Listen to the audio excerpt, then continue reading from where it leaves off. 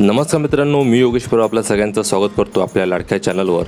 आणि आज आम्ही तुमच्यासाठी घेऊन आलेलो आहोत अतिशय झटपट होणारी आणि चविष्ट अशी तिखट डाळ. तर ही तिखट डाळ कशी केली यासाठी आमचा व्हिडिओ शेवटपर्यंत नक्की बघा. व्हिडिओ आवडला तर व्हिडिओला नक्की लाईक करा आणि चॅनलला सबस्क्राईब करायला विसरू नका. तुम्हाला ही तूर डाळ, मूग डाळ आणि मसूर डाळ तीन डाळी मिक्स करून त्याची तिखट डाळ कशी करायची दाखवणार आहे. मागच्या व्हिडिओमध्ये तुम्हाला माझ्या आईने गोडी डाळ सांगितली होती, वरण वाटपाची, हो की नाही. पण ही पटकन समजा आपल्याला जर तिखट डाळ करायची असेल तर कशी करायची ते तुम्हाला सांगते मी.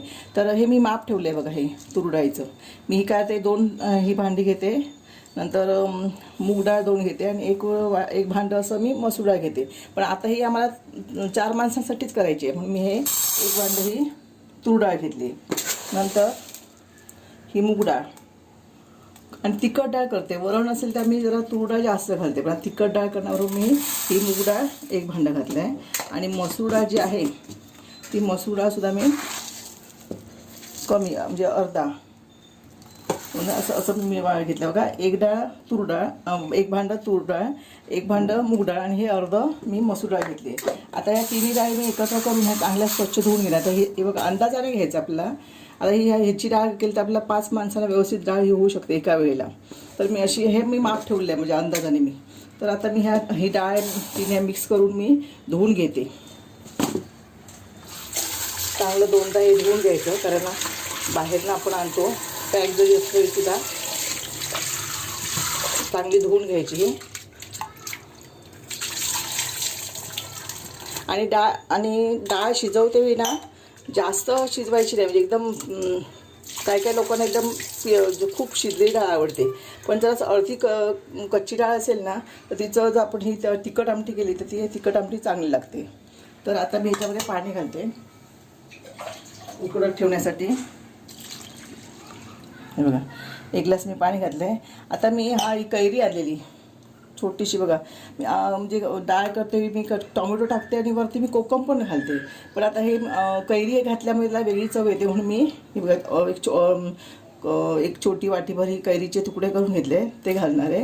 नंतर डाळ शिजतेवेळी आपण हळद टाकायची आणि थोडासा हिंग घातल्याने काय होतं, डाळ ही थोडीशी आपण म्हणतो की तूर डाळीमुळे आपलं पित्त जास्त होतं, त्यात पित्ताचं प्रमाण जास्त आहे म्हणून.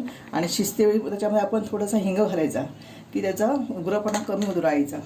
आता मी ही डाळ एक सेपरेट लावणार आहे. फक्त ह्याच्या मी 2 शिट्या करून घेणार आहे.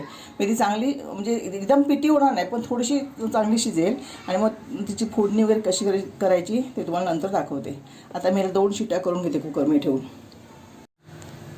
कुकरमध्ये बघा, मी हे माझा मापाचा 1 ग्लास आहे, हे 1.5 ग्लास पाणी घातलं आहे. आणि आता हे कुकरमध्ये मी ही डाळ ठेवून देते आणि ह्याला 2 शिट्या करून घेणार आहे. भाताबरोबर लावलं तर काय होतं, जास्त शिजते डाळ, आणि म्हणून मी ती सेपरेट वेगळीच शिजून घेणार आहे. मग अशी आपण 2 शिट्या करून घेतल्यात डाळीला ह्या. आता कुकर थंड आलं आहे, बघूया आपण डाळ शिजली का. हे बघा, डाळ आपल्याला हवी तशी शिजलेली आहे.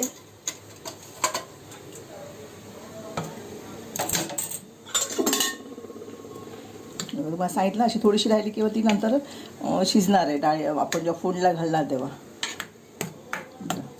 आता मी फोडणी कशी करायची हे ते दाखवते. आता आपल्या 4-5 माणसासाठी हवं आहे तर आम्ही पहिल्यांदा काय करायचो माहिती आहे का, अंदाजे जेव्हा जेवण करायला लागलो तेव्हा अंदाजाने घ्यायचं. म्हणजे आपल्याला साधारण 5 पेले आमटी हवी तर आपण त्या पेल्याचं पाण्याचं माप घ्यायचं आणि अंदाज त्याप्रमाणे तेवढी आमटी करायची. तर आता मी ह्या टोपामध्ये फोडणीला घालणार आहे डाळ. मला दाखवलेलं आपण हवी तशी तेवढी आपण आमटी करून घ्यायची. मग आता बघितलं साधारण अर्धा टोपाच्या वरती एवढं आलं की ती आमटी 5 पेले होईल, 5-6 पेले. तर आता मी गॅसवर पातेलं ठेवते. गॅसवर मी पातेलं तापत ठेवलं आहे. ते तापे पण तुम्हाला सांगते बघा. इथे 7 लसणीच्या पाकळ्या घेतल्यात ठेचून. हा कढीपत्ता आहे, थोडंसं म्हणजे मोहरी आणि जिरं घालणार आहे. आणि त्याच्यावरती 4 मेथीचे दाणे, थोडीशी उडीद डाळ आणि हिंग. आता टोप तापलेलं आहे. मी टोपामध्ये 2 चमचे तेल घालते. तेल पण चांगलं तापू द्या. तेल चांगलं तापलं की आपण मेथीचे 4-5 दाणे टाकायचे. त्याने त्या फोडणीला एक वेगळी चव येते म्हणून. नंतर उडदाची डाळ थोडीशी म्हणजे किंचित हे बघा टाकायचे. नंतर अर्धा चमचा मोहरी टाकायची.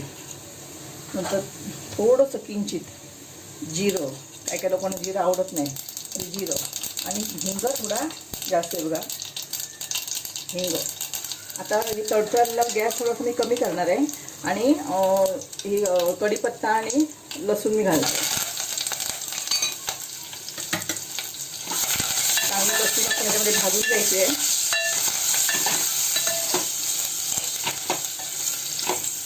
लसूणचा चांगला सगळा सुवास जो आहे त्या तेलामध्ये उतरला पाहिजे म्हणून चांगली भाजून घ्यायची. आणि मग ह्या फोडणीतच काय करणार आहे, आमचा मालवणी मसाला जो आहे तो मसाला मी चवीप्रमाणे, जशी आपल्याला तिखट डाळ आहे ती, त्यामुळे चवीप्रमाणे मी हे छोटे चमचे 2 चमचे मी हा मालवणी मसाला घालणार आहे. हा सुद्धा तेलाचा परतून घेणार आहे. मी त्याच्याबरोबर हे सगळं भाजेल आणि नंतर मग डाळ मी त्याच्या गॅस कमीच ठेवला आहे बघा. ही डाळ आहे मी करते, चांगलं असं धुवून घ्यायचं. डाळ थोडीशी कच्चीच आहे. आता ही आपण थोडी शिजवायची. मी त्याला चांगलं वेगळी चव येते त्याच्यामध्ये. मी या डाळीमध्ये मगाशीच मी आंबा घातलेला आहे, पण नंतर आणि थोडीशी शिजली की थोडंसं मी 2 कोकमं घालणार आहे, त्यामुळे त्याला वेगळी चव येते. आता ही डाळ मी चांगली अजून मला थोडीशी वाढवायची आहे. मी सांगितलं अर्ध्यापेक्षा जास्त, म्हणजे इथपर्यंत डाळ आली पाहिजे. म्हणजे ती डाळ आपल्याला 2 वेळेला म्हणजे 4 माणसांना 2 वेळेला पुरेल. आता मी झाकण ठेवते आणि चांगलं हे शिजायला देते.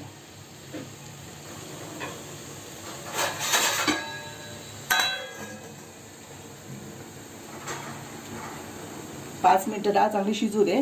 नंतर आपण मग आतमध्ये खोबरं, कोथिंबीर सगळं घालूया. डाळ फोडल्यानंतर मी 5 मिनिटं ती शिजत ठेवली होती बघा, चांगली शिजली आहे बघा ही डाळ. आता मी त्याच्यामध्ये पहिल्यांदा खोबरं, नुसतं किसलेलं खोबरं घालते.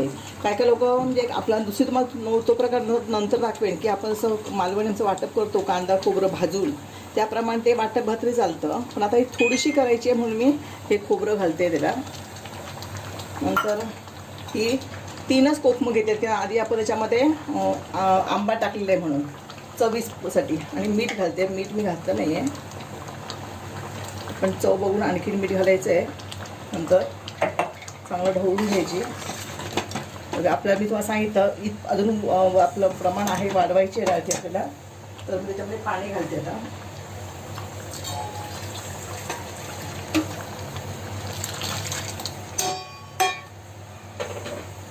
एकदा असं प्रमाण घेतलं की नंतर आपण कुठची आमटी करताना त्या प्रमाणात केली की आपल्याला व्यवस्थित ती पुरेल. प्रमाण घेऊनच पहिल्यांदा शिकतेवी स्वयंपाक शिकताना पहिल्यांदा प्रमाण घेऊन नंतर ते आपण मी ही चिरलेली कोथिंबीर आहे ही कोथिंबीर घालते. आणि मीठ बघते याला लागलं आहे का.